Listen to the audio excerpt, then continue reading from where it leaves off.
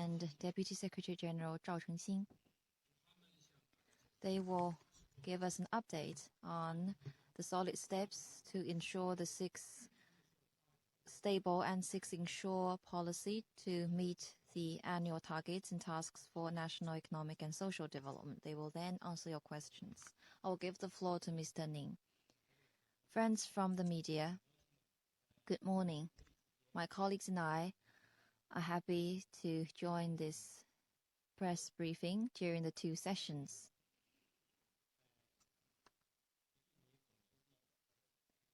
With the personal commitment and leadership of General Secretary Xi Jinping, China has made positive outcomes in both epidemic control and socio-economic development.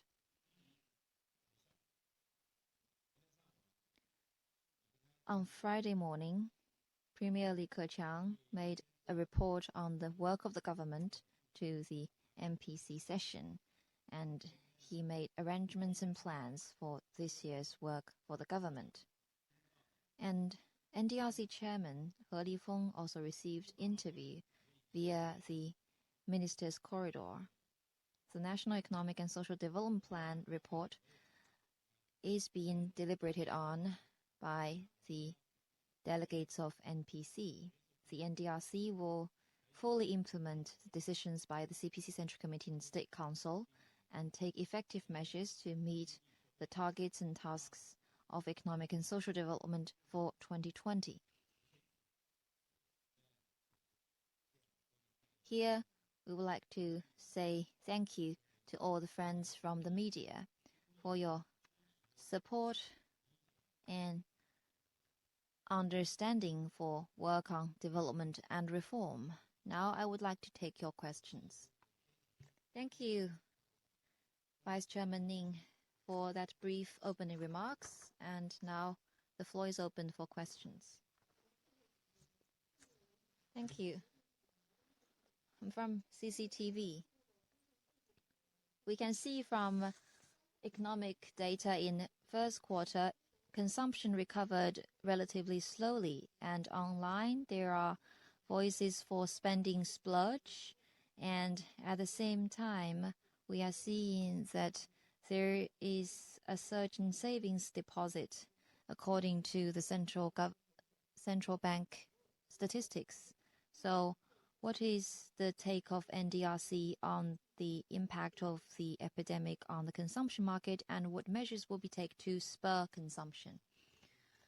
Well, this is an excellent question. It is a topic followed with wide interest.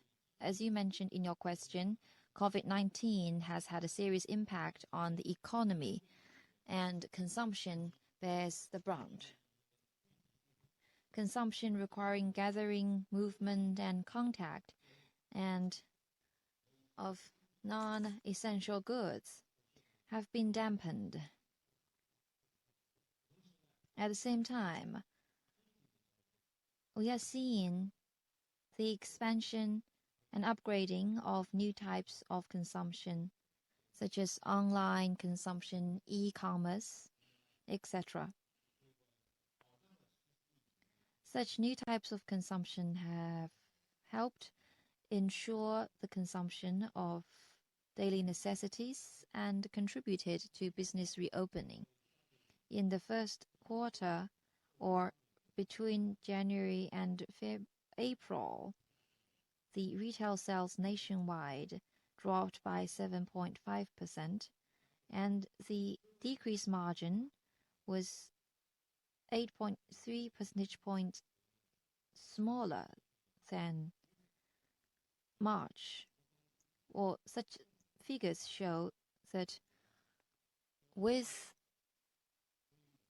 the epidemic gradually under control and business steadily reopening, there is a stable prospect for the growth of consumption.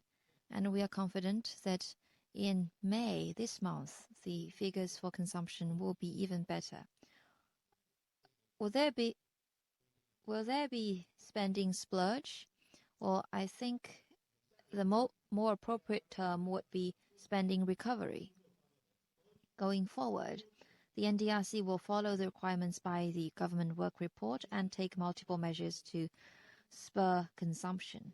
First, we will upgrade the consumption of goods, mainly food, clothing, and daily necessities and transport vehicles. For food consumption, we will ensure access to affordable, quality, and safe food. In terms of clothing, we will ensure affordable choices and more diversity of decent products. As for the daily necessities, we will ensure easier access for higher quality and more choices of goods. And we will also vigorously develop the rental housing market and renovate the old community in urban areas so that people will have a better living environment. We will promote the upgrading of auto consumption and used vehicle circulation. And we will implement the relevant fiscal and tax incentives for the purchase of new energy vehicles to ensure easier transport. At the same time, to meet people's need for upgraded consumption, we will strengthen the domestic brands and protect the traditional Chinese brands to enhance quality and safety management and standard system to ensure the upgrading of consumption. Second, we will improve the quality of consumption services. Together with the reform and development of supply-side services measures, we will enhance consumption potential in sports, senior care, child care, housekeeping services, education, and training. We will provide more cultural and tourist products to improve the quality of tourism and the development of cultural industries. We will also develop the sports consumption to popularize fitness for all and spectator sports. There are about 400 million Chinese engaged in fitness, and if we can double that figure to 800 million, then the market will also be doubled. We will also provide effective supply for senior and child care services and provide better inclusive child care services with the support of private sector. We will also promote the development of leading housekeeping service providers and support private sectors in developing education and training services. Third, we will encourage new types of consumption in digital, internet, and information sectors. And between January and April this year, the online retail sales grew by 8.6%, accounting for 24% of the total, up by 5.5 percentage points year on year. This shows the strength of the new type of consumption. Building on this momentum, we will promote further integration of online and offline consumption and facilitate the upgrading of offline sectors. And we will innovate the consumption modes with fewer or less or even no contact, and we will explore new retail modes such as smart supermarkets, stores, and diners. We will promote Internet plus social services and promote the online consumption modes of online education, online medical care, and online entertainment. We will also develop new types of information products such as medium high-end mobile communication terminals, wearable devices, and super high-definition video terminals. And fourth, we will promote green consumption, including energy-saving and environmental-friendly consumption. Guided by green development, we will promote the production of organic agricultural produce And we will promote the recycling, reuse of resources and products, and facilitate the new generations of vehicles, household appliances, and electronic products. We will also improve the standard systems for industrial energy saving and green manufacturing to apply more green products and designs. And as we continue to respond to COVID-19, we'll champion more healthier lifestyles and consumption. For example, we'll encourage the more than 400 million families to store first aid kits at home, including face masks. We'll also integrate the quality medical care and health resources and supply chains, and to improve the health sectors to expand consumption on health services. Fifth, we will improve network planning for consumption infrastructure and services systems. For example, the 5G networks, data centers, industrial internet, and Internet of Things. All these are new types of infrastructure that will be supported. We will be improving the urban and rural logistics and distribution systems, and to build more smart delivery storage facilities for resources sharing. And we will also improve the planning of consumption networks and nurture international consumption centers so as to develop regional consumption centers. And we will also develop more consumption areas in new sectors. Next question, please. From Japan. In 2020, China has not set a specific target for GDP growth. This is rarely seen in history. So which was the last time that China didn't set a specific target? As China faces unprecedented economic challenges, how can China ensure that all these targets and tasks will be met? Well, I'm very glad I have to answer a question from a Japanese reporter. In previous month, Japanese friends provided assistance for Chinese COVID-19 response, as a widely quoted line goes that though we are in two different countries, we share the same future,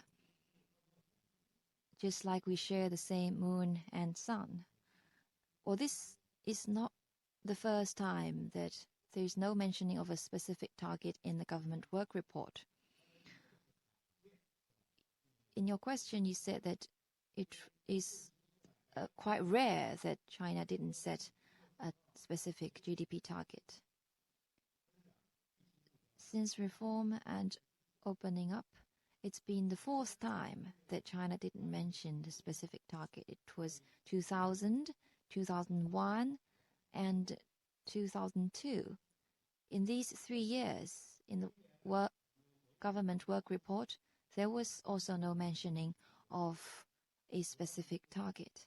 This year, it is because of the COVID-19 situation and big uncertainties in external environment. So there are unpredictable factors facing China's economic development. We will give priorities to livelihood and employment to meet the goals for realizing a moderately prosperous society in all respects.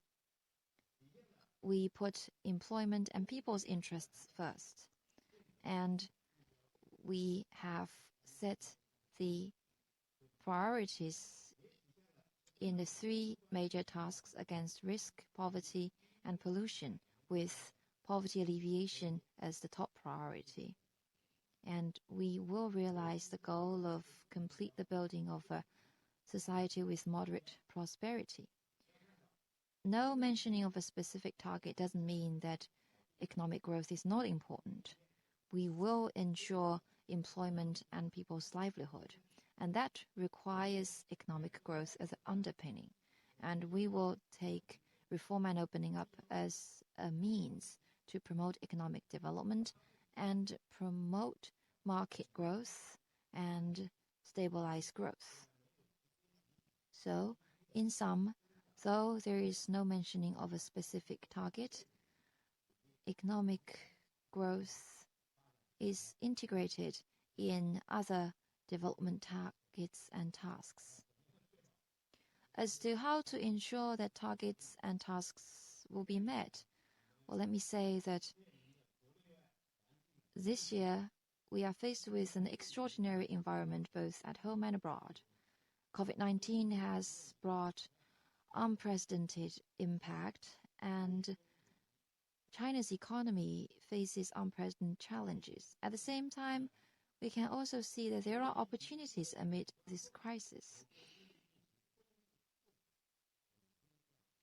China is seeing a steady momentum of improvement in economic growth, with the strong leadership of CPC Central Committee with Comrade Xi Jinping at its core, and as required in Premier Li Keqiang's report on the work of the government, we will take solid steps to ensure that the stable and 6 ensure policies will be implemented to the fore. We will strengthen employment and people's livelihood. The top priority for this year's development is employment and livelihood, with a focus on people such as colleagues and workers from poor areas. For the 8.7 million college graduates, we will provide enabling policies for them to get jobs, and we will encourage business startups and innovation initiatives to create more jobs and guide flexible employment. We'll also provide public works job opportunities for rural workers in their local or nearby places. When jobs are secured, there will be income, and overall, people's livelihood will be secured and improved. Second, we will strengthen poverty alleviation. Eliminating the extreme poverty is the task that we must complete this year. We will focus on employment, industry, and consumption-based poverty alleviation, and to eliminate extreme poverty supported by investment and construction. We will expand the sectors, regions, and beneficiaries covered by public works programs. The NDRC has allocated funding for such public works program in different groups, and the relocation poverty programs are part of NDRC's responsibilities, and the bulk of it has been basically completed. This year we will implement follow-up policies and to strengthen the weak links in the large settlement communities in education and healthcare facilities to lock in the gains in poverty alleviation. Third, we will strengthen policy cushion. We will implement more proactive and impactful fiscal policy and prudent monetary policy that is more flexible and appropriate, together with employment, consumption, investment, industry, regional price, and other policies. We will effectively cushion the impact of COVID-19. Fourth, we will strengthen the support from domestic demand. We will deepen the supply-side structural reform and stay firm in implementing the strategy of expanding domestic demand and secure investment in consumption. We have a huge market with urban and rural population. We will explore traditional and new consumption areas. And in investment, we will make good use of the 600 billion funding and the special local government debt and other private investment to strengthen the weak links exposed in COVID-19 response. And in urbanization, we will complete the 100 million migrant workers in settlement in urban areas, and we will renovate 39,000 old communities in urban areas, and we will also have demonstration areas of new types of urbanization. Fifth, we will strengthen the introduced supporting measures for businesses. We will do everything in our power to assist the 100 million market players, in particular small and medium-sized enterprises and household businesses, to have stable operation. And the sixth point is to strengthen reform and opening up. Recently, we have introduced the opinion on accelerating the improvement of a socialist market economy in the new era, and the opinion on improving the system for market allocation of factors. And we'll implement these two opinions, deepen reform of government functions, improve business environment, and develop open economy system with a higher standard, and we will facilitate full openness with a larger scale and in more areas. Thank you.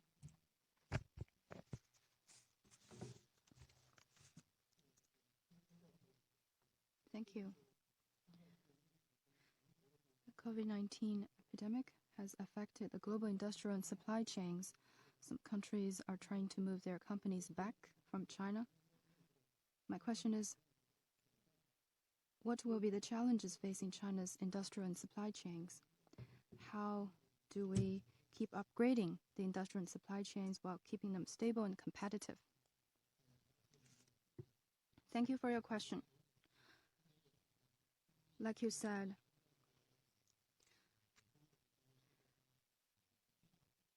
the sudden COVID-19 outbreak has affected China's economic and social development. Subnational governments and line departments have faithfully implemented the plans by the CPC Central Committee and State Council to help businesses address difficulties, keep the supply chain smooth and running, and support coordinated resumption along the industrial chains and advance major engineering projects. 90 policy measures in 8 categories have been rolled out. As we can see, these measures are making a difference. Business activities are approaching or reaching regular levels. The year-on-year growth of power generation was negative 4.6% in March, 0.3% in April, and over 5% since the start of May. That is to say, power generation in May was more than 8 percentage points up over the level in March. In the meantime, with the ravaging virus still affecting the whole world, international economic activities have been disrupted. Global supply and industrial chains are close to breakdown. There are increasing uncertainties and destabilizing factors. Given China's deep integration into the global industrial system, it is natural that we will be affected. we must take effective measures to keep our industrial and supply chains stable. The NDRC, going forward, will coordinate with other departments to ensure the implementation of all the supporting policies to the last detail and keep our industrial and supply chains competitive and stable. There will be sound implementation of the existing policies, including fiscal policies, taxation, finance, social security, employment, and on house renting. They are designed to help businesses, especially the smaller firms, tide over difficulties and to unclog the key industrial chains and major investment projects. We will ensure the production factors for leading companies to galvanize the whole industrial chain and the production in businesses of all sizes.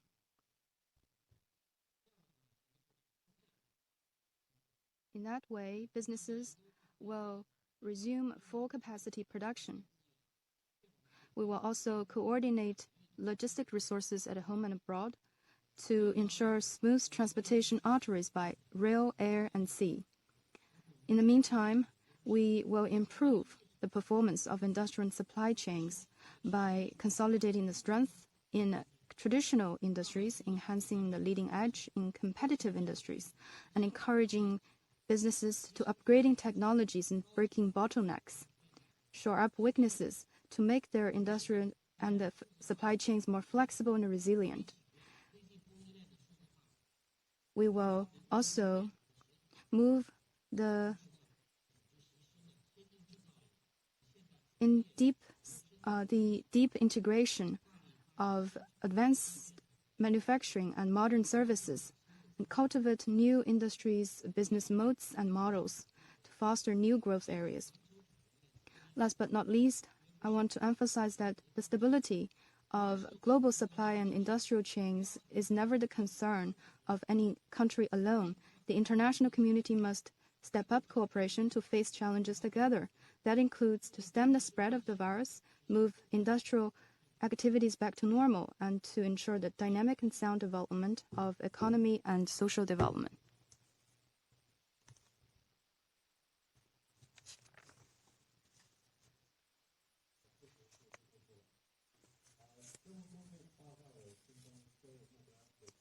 From Reuters, the new government work report has set new job creation at 9 million. How many will be earmarked for rural migrant workers? Since many of them lost income due to the pandemic, due to the COVID-19 epidemic, do you have an estimate of their losses in total?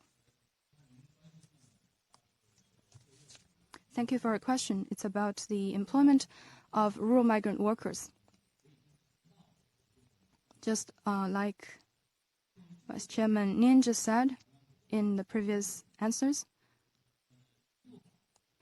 the 6 stable and 6 insured policies have all taken employment as a top priority. Due to the COVID-19 outbreak, many businesses are facing difficulties. Job placements have shifted. And as Vice Chairman Ning said, the CPC Central Committee and State Council has guided different departments to roll out policies. A total of 90 measures in 8 categories have been announced.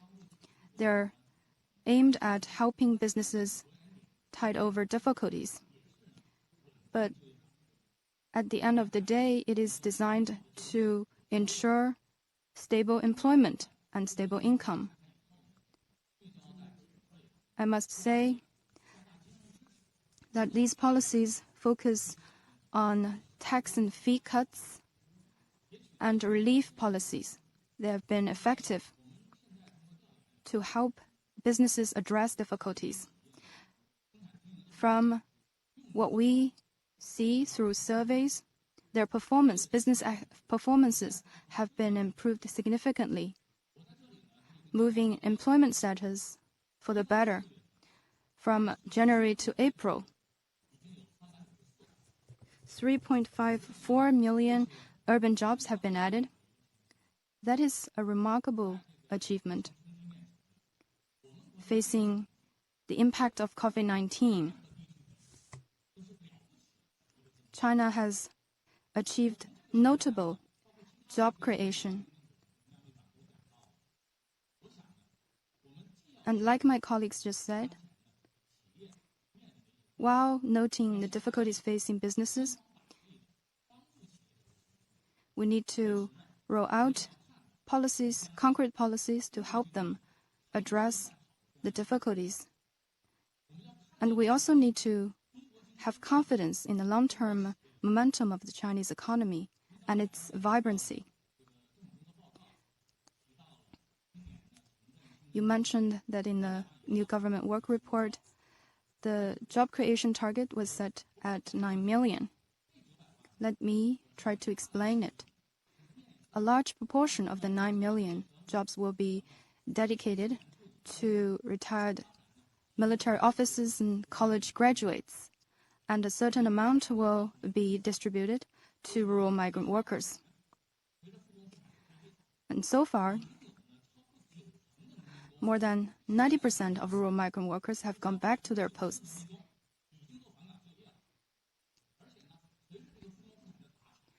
And as businesses reaching or approaching full capacity production, I believe the proportion will only go up higher. About the income of rural migrant workers, it is true that some of them may have been affected due to COVID-19, but with regularized containment measures, we have accumulated more experience in ensuring the normal operation of the economy and society. I believe their income will get back on track. About employment in total, let me sum up in 4 sentences. First, we must put in place better macro coordination on employment. This is what we have been doing, and we will continue to do so. Coordination for employment will be the focal point of all our policies. Second, we must promote full capacity production of businesses. The current picture has been quite good, and in the future, we will look at the whole of industrial chain coordination, upstream, downstream, businesses of all sizes. With greater coordination, full capacity production will be achieved. Third, we will encourage startup and innovation to stimulate employment. Fourth, we will pay greater attention to key businesses, industrial sectors, and groups of people. By industries, that means, by businesses, that means SMEs and key industrial enterprises. And the groups of people, key groups of people include college graduates and rural migrant workers.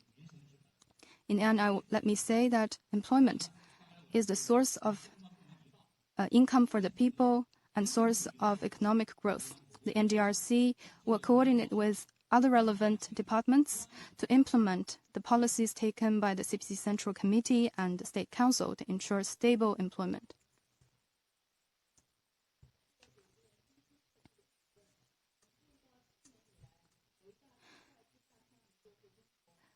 There are a large number of major foreign investment projects being implemented since last year. Will there be new major foreign investment projects be implemented this year?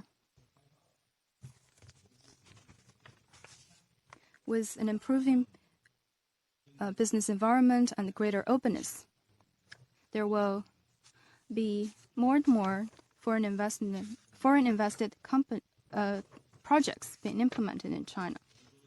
That is a clear trend. For example, last year the $15 billion Samsung plant in Xi'an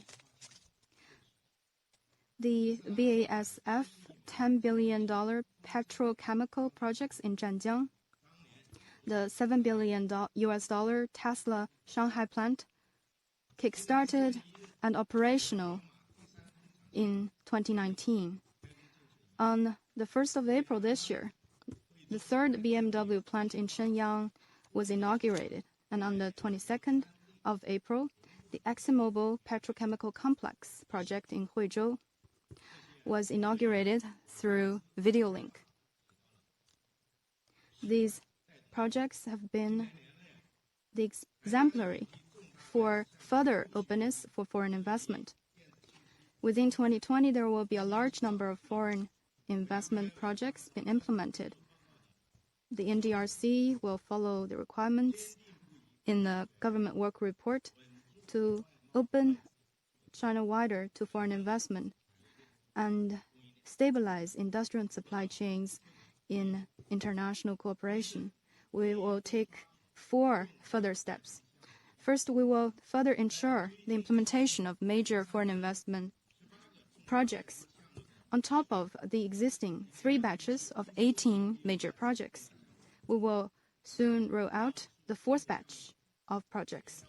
Production factors will be guaranteed for these major projects. And coordinated services provided on land use, environmental assessment, planning, and energy consumption. We will enhance the repository of projects for advanced manufacturing and producer services. Local governments will establish special task force for major foreign invested projects and to improve services. And we will facilitate and expedite the exchanges relevant for these major projects through fast tracks and charter flights. Recently, there have been 1,000 to 2,000 South Korean engineers and businessmen and women getting back to China to participate in big projects. Second, we will further shorten the negative list. We will roll out the 2020 negative list for foreign investment access. The nationwide list has been slashed to 40 items from 93 3 years ago. And further cuts will be announced in accordance with the government work report requirements. Services, manufacturing, and agricultural sectors will be open wider, starting from pilot free trade areas. We will fully roll out the management system based on the negative list, and no additional restrictions shall be announced regarding foreign investment. Last year, we've overhauled and reviewed the additional restrictions outside the negative list. Third, we will further encourage foreign investment and business operations in China. We will publish a list of encouraged industries for foreign investment with more items added. The focus will be on high-quality development of manufacturing to better unleash the potential in central western and northeastern China for industrial transfer. Foreign investment will enjoy more tax relief policies in the regional development strategies. Fourth, we will further improve foreign investment environment. The enforcement of the foreign investment law and its implementation regulations will be a great opportunity for us to improve the policies for investment facilitation, protection, and management. We will improve services for foreign investment, further ensure the fair treatment of domestic and foreign investment businesses, ensure foreign investment's legitimate rights and interests. Will keep up communication with foreign business chambers and foreign invested businesses to keep consistency and coherence in law enforcement.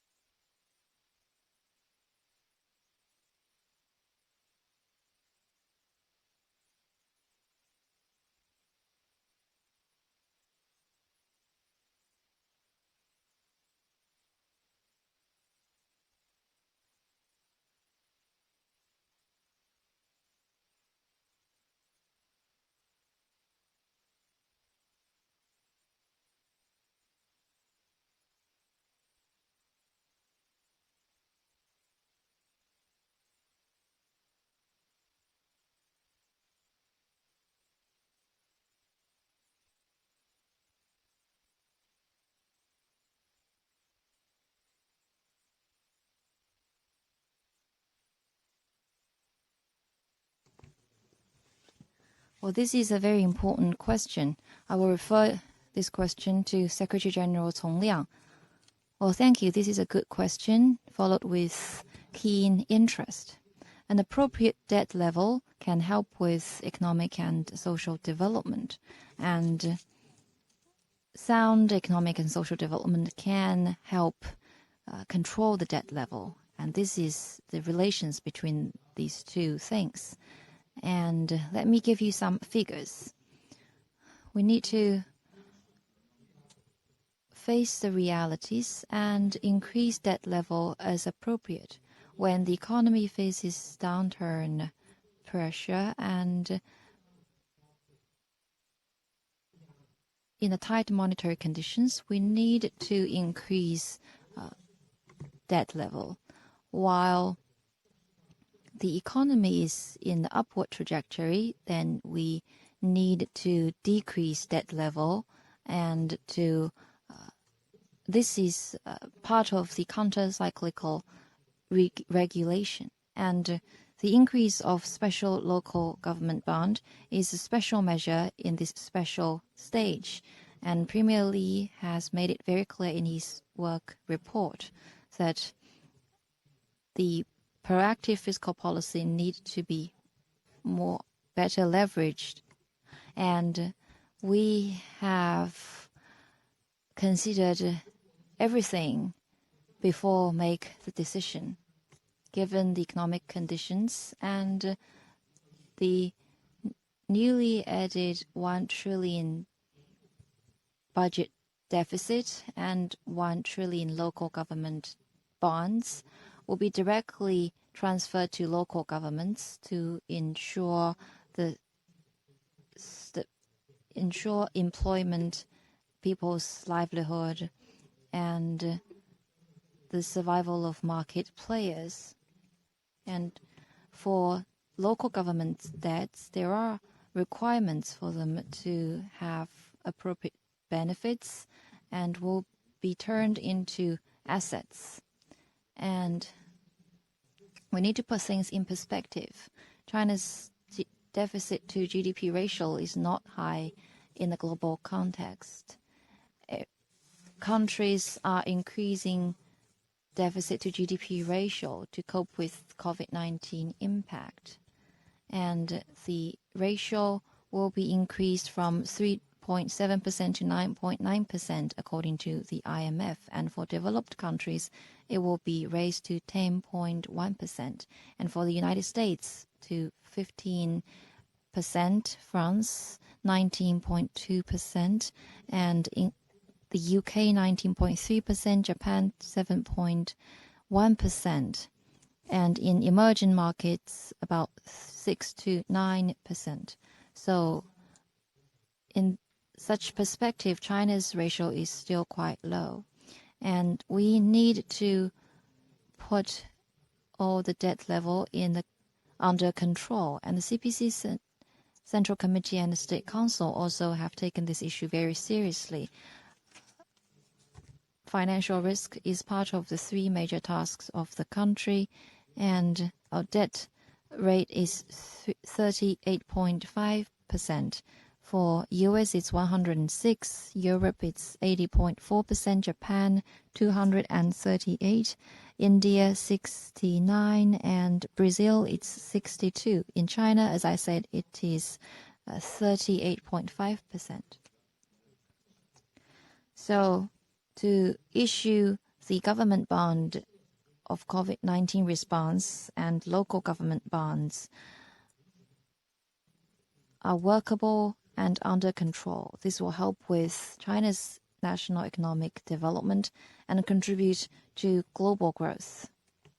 And how to balance growth and debt. How to leverage the role of local government special bonds to positively contribute to local growth. This special local government bond will be used for projects in 3 areas. First, the projects specified in the Central decisions and strategies. Second, in areas with certain investment returns, of course, for public interest. And third, in areas for capital spending and cannot be used for regular spending. And such allocation will also be used for to leverage private investment and effective investment to help with the expansion of domestic consumption and contribute to growth and turn into effective assets. Well, so from the statistics point of view, the country also have a balance sheet. As required by the third plenum of the 18th CPC Central Committee, the National Bureau of Statistics also have formulated the country's balance sheet, and the asset of the country is 1,302 trillion RMB yuan, and all these assets have been accumulated over the years of economic development. In China, in transport, communications, energy, water conservancy, or urban facility utilities, such infrastructure investment has been turned into effective assets. And we in China have the full-fledged industrial system, the most complete one in the world. And this is not the result of simplistic expansion of industrial production. We will increase debt to shape investment as appropriate and to then turn them into effective assets. And that sound cycle will underpin our economic and social development with solid material foundation.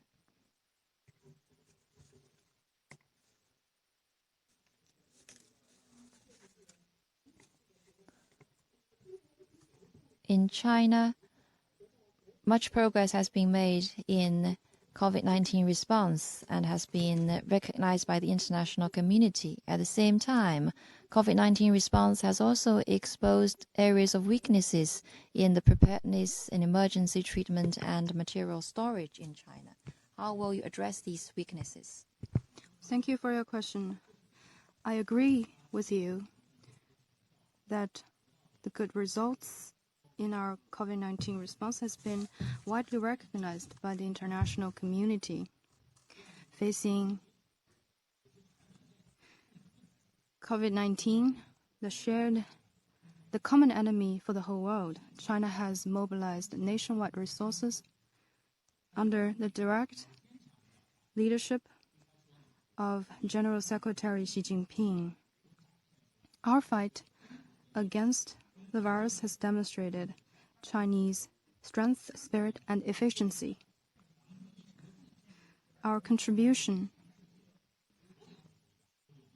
has been recognized by the whole world and acclaimed by the just and fair-minded people around the world. As we move forward to consolidating the good results in controlling the virus, we must also make reviews to draw upon the practices proven effective. And like you just said, we have been cool-minded about the weaknesses and weak links in preparedness and the stockpile of emergency supplies. Following the instructions of the CPC Central Committee and the State Council, the NDRC has started to improve the structure of central government budget. We have identified 5 priority areas in which weaknesses will be strengthened and loopholes be removed. And the 5 priority areas are as follows. First, on the capacity building of testing detection and emergency response for major infectious diseases. We will improve the equipment and the facilities for disease control agencies to ensure that almost every province has one P3 lab and every municipality has a P2 lab. This will improve our capacity to quickly respond and quickly test major infectious diseases. Second, we need to enhance capacity building for treating patients in designated venues. We will build a system to treat the infected cases in concentrated places. Municipalities, provincial capitals, and large cities will be supported to establish special infectious disease hospitals or establish standalone infectious disease zones in general hospitals. And in counties,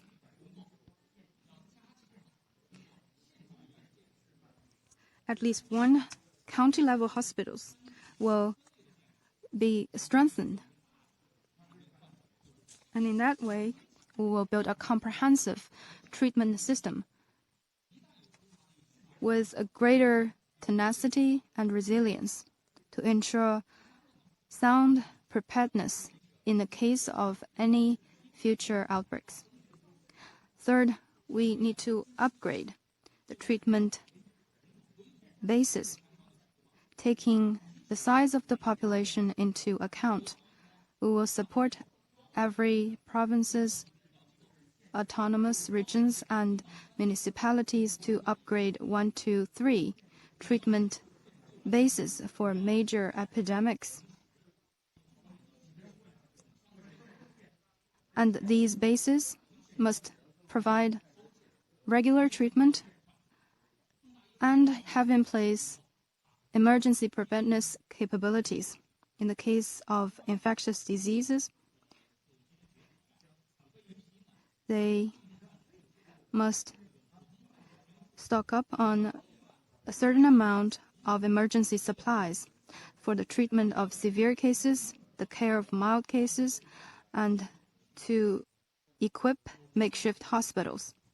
In regular times, hospitals are free to operate as normal, while in emergencies, they must be subject to nationwide centralized mobilization. Fourth, we must renovate the quarantine centers. We will draw upon the experience in Wuhan on turning some venues into makeshift hospitals. We will urge localities to take emergency preparedness into account in constructing or renovating large gyms, exhibition centers, or other public facilities. Full consideration must be given to ventilation, the layout, and logistics in these venues, and contingency plans be set aside to ensure that in case of emergencies, these venues will be quickly transformed into quarantine centers and makeshift hospitals. Fifth, we must set up a system to guarantee the supply of emergency materials. We must improve the supply and purchase system for emergency materials to ensure adequate amount of emergency supplies. And we must also build a stockpile system for emergency supplies by building synergy between governments, enterprises, families, and public institutions. In addition, we must improve the production and distribution of emergency supplies. If there is a need, such supplies will be promptly produced and distributed through sound coordination mechanisms. These are the 5 priority areas we have identified. They are of vital importance, and things should be done in a prompt way. We will follow the instructions of the central government to complete and improve these 5 priority areas to ensure the life, health of our people, and national security. Thank you.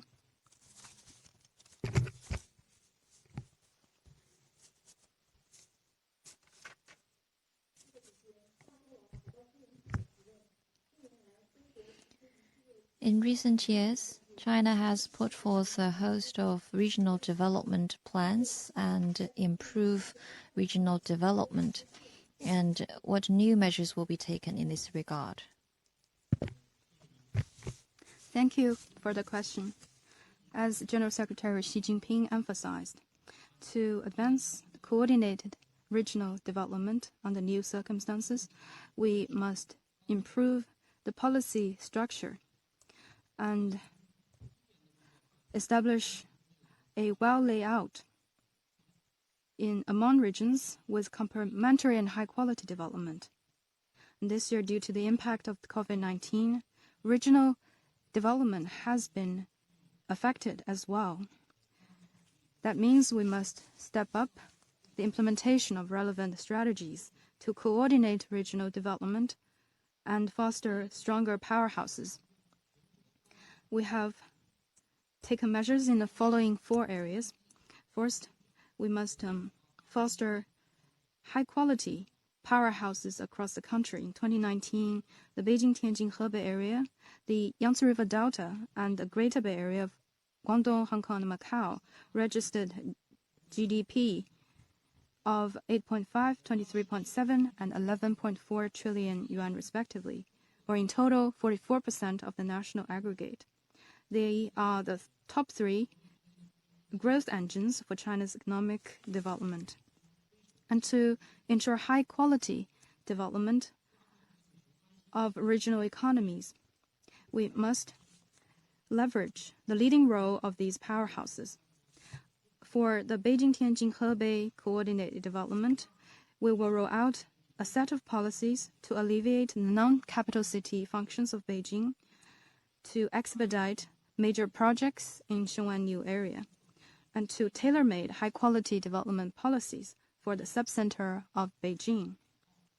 For the Greater Bay Area, we will harmonize the rules to advance science, technology, and innovation and industrial upgrading.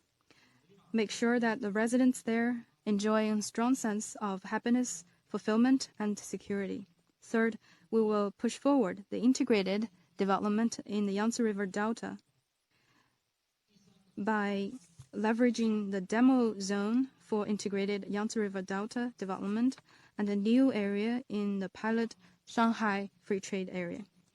And second, we will strengthen the conservation and high-quality development along major rivers, such as the Yangtze River and the Yellow River.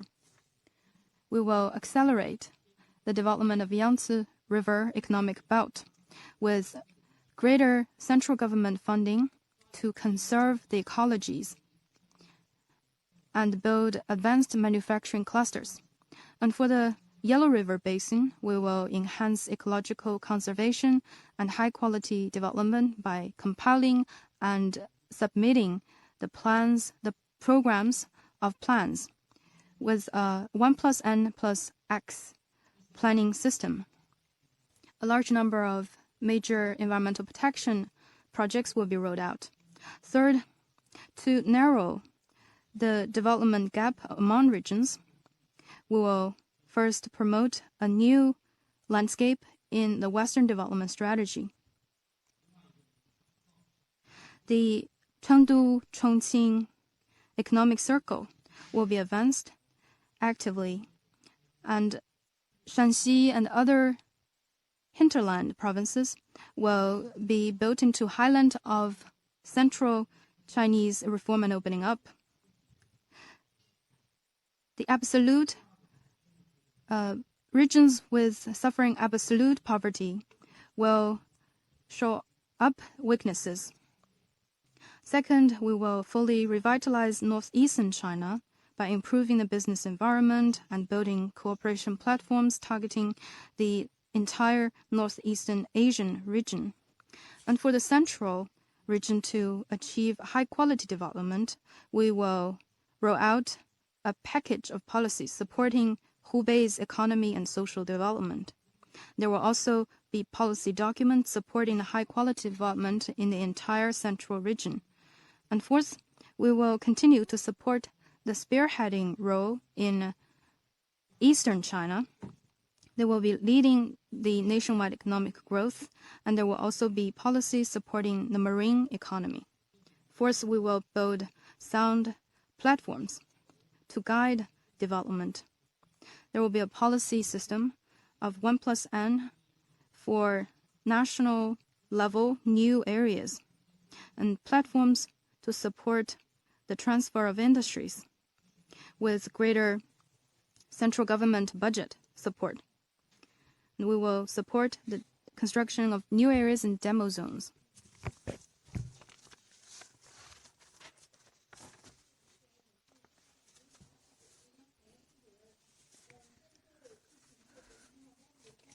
COVID-19 has impacted the international business relations. How will China better leverage the role of Belt and Road Initiative and build the projects better to facilitate mutually beneficial cooperation and build the community with a shared future for mankind? As you said, COVID-19 came out all of a sudden and is ravaging around the world. It has dealt a heavy blow to international trade investment cooperation. So it's heartening to see that Belt and Road cooperation has been affected to a lesser extent with the concerted efforts of all partner countries. China's import and export to partnering countries increased by 3.2% year-on-year and 9.6 percentage points higher than the overall foreign trade growth. And such an increase played a positive role in opening up and development cooperation. Going forward, we'll continue to uphold the principle of consultation and contribution for shared benefits and promote connectivity in policy, trade, infrastructure, funding, and people-to-people exchanges. Connectivity in these 5 areas.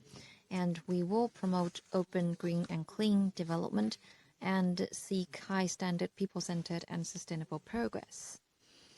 All this is part of our efforts to promote Belt and Road development with high quality and build a community with a shared future for mankind. And we'll work specifically in the following areas. First, we will seek parallel progress in both epidemic control and Belt and Road initiative. We'll enforce epidemic containment measures in overseas projects, meet the containment requirements, and follow laws and regulations of host countries. We will give full play to the role of businesses as the main players to step up risk precautions and take solid steps to ensure the safety and protection of personnel working in overseas projects, so as to steadily promote the restarting of these projects and contributing to stability and recovery of economies along the Belt and Road. Second, we will ensure the smooth logistics flows for business cooperation. And here in China, we will support export-oriented businesses to realize full capacity production and ensure stability in their market share, order, industrial and supply chains. By May 10th, the China-Europe Railway Express provided 3,230 services, up by 24%, a historic record. And we will give such express transport services a better role. And we will continue to cement business cooperation with Belt and Road partner countries and develop stronger network for free trade areas to promote trade and investment liberalization and facilitation. Third, we will promote Silk Road for health and digital cooperation. And we will also provide epidemic control assistance to partner countries as much as we can and step up health cooperation with them so as to develop Silk Road for health cooperation and develop a community with shared health. And we will also step up cooperation in big data, internet plus, and cloud computing. We'll also use online platforms to nurture new economic and trade cooperation modes to develop Silk Road for digital cooperation. And fourth, we will deepen people-to-people and cultural cooperation, including in education, science, culture, sports, tourism, health, and archaeology. And we will also step up exchanges among parliaments, political parties, people's organizations, think tanks, and media organizations. We will harmonize policies, rules, and standards, and to promote connectivity in both soft and physical infrastructure. We will also enhance cooperation design, consultancy, accountant, and other sectors to promote overall connectivity. In past 3 years, I participated in the second, third, and fourth meeting with Hong Kong's participation in Belt and Road Cooperation, and each year the meeting attracted more participants with more solid contents. And many participants are from smaller businesses or flexible jobs, and they have keen interest in Belt and Road Cooperation. Well, they have the strength and capability to leverage their role in the above-mentioned areas. And I'm sure that the meeting in Hong Kong will grow from strength to strength. The last two questions, please.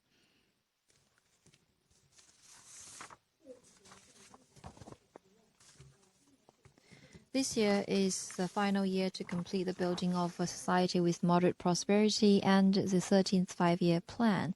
What is NDRC's plan for eliminating extreme poverty this year, and how to ensure that all the relocated population will be lifted out of poverty? Thank you for your question. Just now, Vice Chairman Ning and Deputy Secretary General Zhao both answered similar questions. Let me elaborate on how NDRC has promoted the work on poverty alleviation. First, we have facilitated the completion of relocation poverty alleviation. The relevant construction has been completed 1 year ahead of schedule, and the specific follow-up work will be completed this year. We have, together with 12 government departments, clarified 25 support measures in follow-up work. And we have strengthened supervision and oversight to urge all local governments to earnestly live up to their responsibilities to overcome the impact of COVID-19 and accelerate follow-up work at the final stage and in a category-based and region-specific manner. And supervision has been strengthened to oversee that provinces will take effective measures to ensure that these projects will be up and running at an early date. We have coordinated the arrangement of general local government bonds worth 26.4 billion yuan and central budget poverty alleviation fund of 4.8 billion yuan for follow-up support for relocation poverty alleviation. By the end of April, the 9.515 million filed poor population had moved in to the relocation communities with occupancy rate of 9.4%, and 17 provinces out of the 22 provinces have completed their relocation tasks. And the poor population that have been allocated with ability to work, 90% of the households have find jobs for at least one family member. And second, we have fully leveraged the role of public works projects in creating jobs and income. We have allocated 5.6 billion yuan for such programs, with a focus on deeply poor areas and heavily affected regions by COVID-19, such as Hubei. And for the affected poor population, especially those who cannot get job in non-local areas, we encourage them to participate in the public works projects in local areas, and their work remuneration ratio in central government investment has been increased from 10 to 15%. And it is expected that such projects will create over 300,000 jobs for poor workers trapped at home due to COVID-19. And third, we have promoted consumption-based poverty alleviation. Together with 23 central government departments, we have mobilized resources to directly purchase over 1 billion yuan of goods from Hubei province, and with sales over 10 billion yuan. And fourth, we have coordinated poverty alleviation in other aspects. For example, we have strengthened support in safe drinking water, education, and healthcare, and promoted construction of rural roads, power grids, and water conservancy projects. We have mobilized more funding, projects, and measures to deeply impoverished regions. And going forward, the NDRC will implement the important instructions by General Secretary Xi Jinping in relevant meetings and inspection trips to ensure excellent work at the final stage and for follow-up support, so that we will complete all the tasks and targets for relocation poverty alleviation.